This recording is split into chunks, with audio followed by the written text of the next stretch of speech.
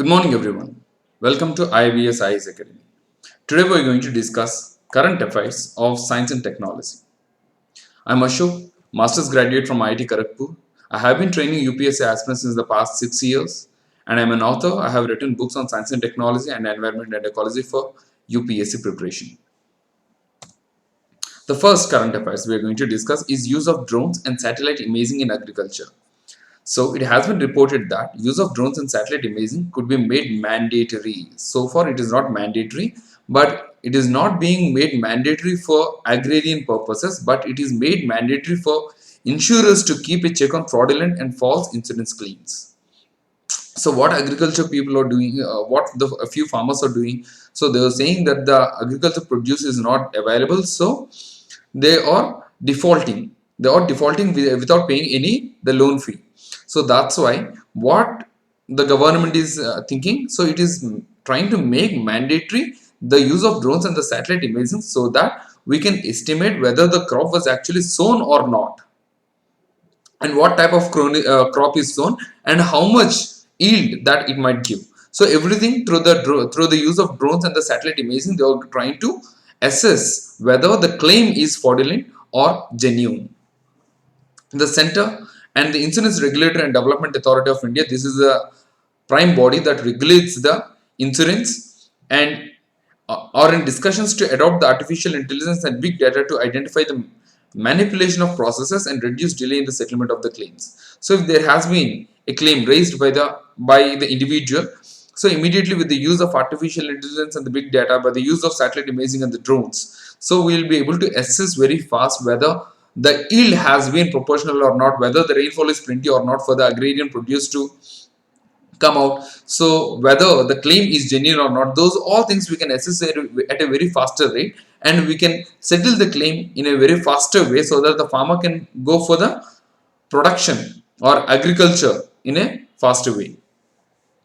It is being pushed to diagnose processes that are being manipulated, leading to fraudulent claims in agriculture as well as industrial insurance. So we will be using the technology not just for the agrarian purposes but also the industrial insurance. And what advantages do we have in using technology? This can be the important question for the mains.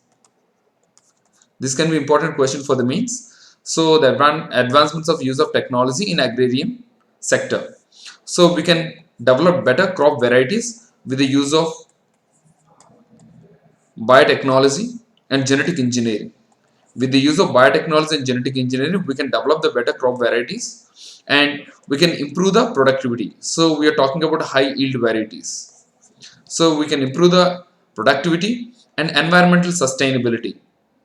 So when it comes to the environmental sustainability, we are talking about organic farming. We are talking about organic farming. So organic farming without using the pesticides and the fertilizers, we are protecting the environment, that will increase the environmental sustainability on the earth. And next one, low cost of production. So we are talking about zero budget natural farming. So if you are using the technology, so it will reduce the cost of production per hectare of land. So in that way, the farmer can yield more profits. Right? Farmer can yield more profits. And zero budget natural farming.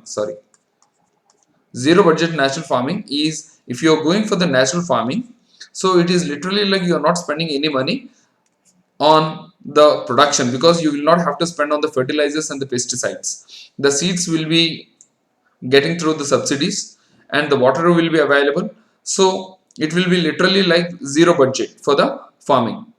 And that way the income of the farmer can actually increase. And improve water usage. The next one is improve water usage. So with the use of technology, we can track the how much water is being utilized, and so what crops are to be sown during the lean water seasons. If the rainfall is not so good, so during that season, what crop varieties are to be farmed. So all these things we will be able to know and reduce farmers' efforts. So once you use the technology, the farmer doesn't have to put so much of efforts for plowing. So if conventional technology is used, like the plows and all are used, so it will take very long time and it takes the human effort. But if you use a tractor, so it it is very fast. So in that way, it will reduce the farmers' efforts and the climate and weather prediction. So we will be able to predict the climate and the weather very easily, and accordingly we can crop and harvest the product. So these are the advantages of using technology. The next current affairs is coal-based hydrogen. So what is this coal-based hydrogen? The production of hydrogen with the use of coal. So how do we produce hydrogen with the use of coal? We'll see. Recently, the Minister of Coal constituted a task force and expert committee to prepare a roadmap for the coal-based hydrogen production. So we have different types of coals. We have different types of hydrogen. The first type of hydrogen is green hydrogen. So what is this green hydrogen? So the hydrogen which is produced through the electrolysis. The hydrogen which is produced through electrolysis. Electrolysis is nothing but splitting of water. So H2O will split into hydrogen and water. So we are calling it electrolysis with the use of electricity. With the use of electricity. So we call it green hydrogen. We call it green hydrogen, and it forms the renewable source of energy. It forms the renewable source of energy. Next one, turquoise. Turquoise, the hydrogen produced from the thermal splitting of the methane, right? So instead of carbon dioxide or the solid carbon, which we are using it in the coal-based hydrogen production, so we will be splitting the methane, right? CH4. So when we split the CH4, the hydrogen is produced. That is turquoise, and the yellow hydrogen. The yellow hydrogen is produced by the electrolysis using the grid electricity. So the most of the grid electricity is actually obtained from burning coal. The coal is a major source of electricity production in India, about more than 40%, right? So if you're doing electrolysis of the hydrogen, electrolysis using that grid electricity, we are calling it as yellow hydrogen. And the next one, blue hydrogen, right? So it is the carbon sequestered, right? We call it carbon sequestration. Carbon sequestration is nothing but trapping atmospheric carbon dioxide in the form of solid carbon. So we call it carbon sequestration or repurposed carbon dioxide, repurposed carbon. So if you are using that carbon for the production of the hydrogen, we call it blue carbon. Blue hydrogen. The next one, pink, purple, or red, right? So electrolysis using the nuclear power. So the nuclear power is obtained by uranium or plutonium or thorium in India. Thorium is used in India in the third stage reactor. So uranium and the plutonium will be using in the first and the second stages. So if you are producing electricity through the nuclear fission reaction and we are using that electricity for electrolysis process, we are calling it pink, purple, or red hydrogen. And black and gray, so extracted from the natural gas using the steam methane foaming, and the white hydrogen produced as a byproduct of the industrial processes, and the brown hydrogen is extracted from the fossil fuels, usually coal, using gasification. So here we are trying to produce the brown hydrogen using the gasification method. So what is this method? We will see. So the inputs are the air, coal, and water. So these are the three things we will be using.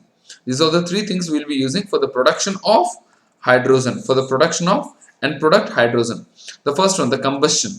So in the combustion reaction, the carbon is combusted with the use of oxygen, producing carbon dioxide. This is what the combustion process usually happens.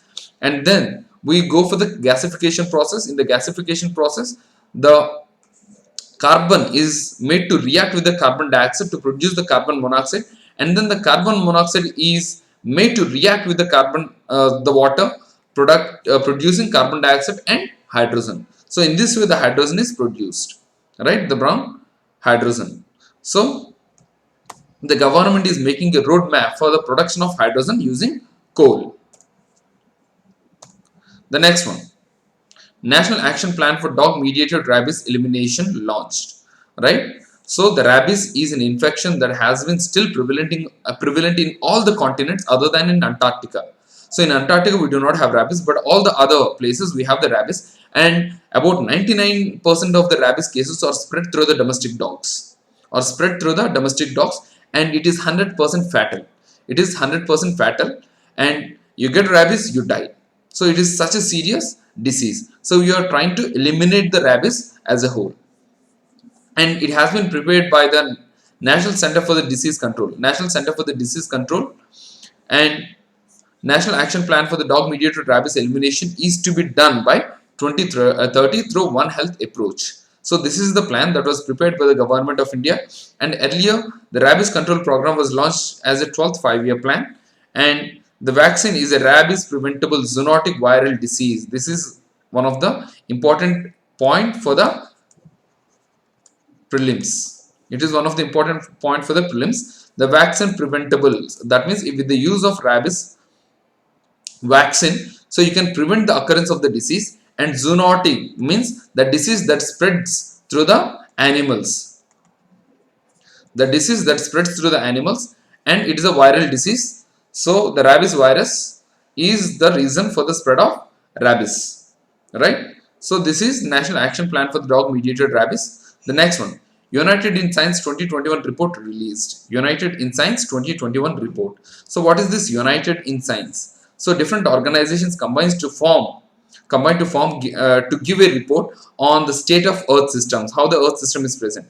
So this is extremely important for prelims. That means which of the following organizations produce the United in Science report, right? So this can be important question. The organizations which combine together to form this report is World Meteorological Organization, United Nations Environmental Program, etc. So it is a multi-organization compilation. So all the supreme bodies in the world combines to form the United in Science report 2021, right? So what is this assessment? What are the highlights? The concentration of the major greenhouse gases increased in 2020 and the first half of 2021. So the major greenhouse gases increased in the concentration, and carbon dioxide emissions have largely bounced back to pre-pandemic levels. So during the pandemic, the carbon dioxide levels have actually reduced, but now after the pandemic or after the lockdown got over, the carbon dioxide emissions have actually reached back to the previous levels, and an excess of 1.3 billion potential work hours were lost globally in 2019.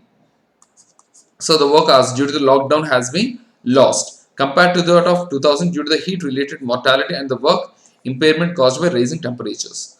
So we have actually lost about 1.103 billion potential work hours globally in 2019, right? Because of the climate change, because of the pandemic, because of the mortality. So we lost the work hours, and average global temperature for the past 5 years was among the highest on the record. So average global temperature has been increasing. This is what we are calling it global warming, and because of this, global anomalies are happening. So extreme weather conditions are being recorded. Global mean sea level rose 20 centimeters from 20th century to 21st century, right? About 20 centimeters. So the global mean sea level increase will actually result in the disastrous effect on the island states first. The first country to be affected by the global warming is Maldives, and within the next century, right, by 2100, the Maldives will be completely submerged in the waters.